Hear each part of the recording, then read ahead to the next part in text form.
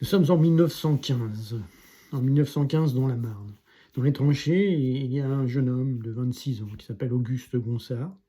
Il est agriculteur. Mais pour le moment, il est surtout soldat. C'est un bon soldat. C'est un bon soldat qui est apprécié de sa hiérarchie. Sauf que, à un moment donné, il est dans la tranchée face à l'ennemi. Les tirs sont échangés donc entre soldats français et soldats allemands. Et il est blessé. Il est blessé, mais le malheureux, il est blessé à la main. Blessure suspecte.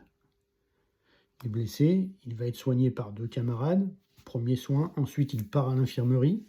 Et à l'infirmerie, il va rencontrer le médecin Buis, un nom bien connu quand on cherche un petit peu sur ces histoires de fusillés.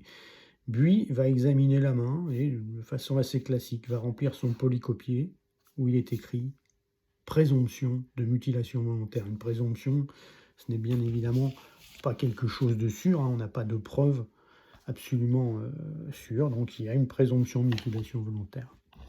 Gonsard va partir devant le conseil de guerre et aucun témoin ne va être entendu.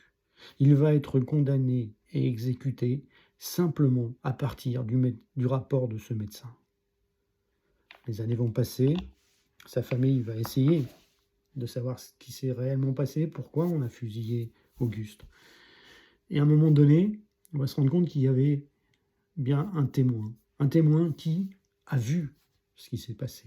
Et ce témoin, c'est écrit dans le rapport d'Auguste, dans le dossier d'Auguste Gonsard, ce témoin va dire qu'Auguste ne s'est pas automutilé, mais a été bel et bien blessé par une balle allemande. On est face à un cas assez classique de mutilation volontaire, phénomène de début de guerre, phénomène très important où l'armée va faire exécuter des hommes simplement à partir du rapport d'un médecin.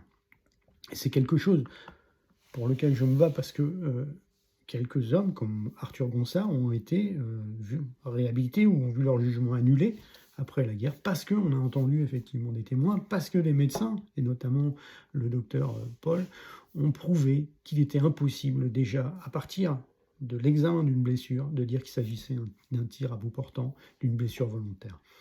Voilà ce que sont les fusillés pour l'exemple.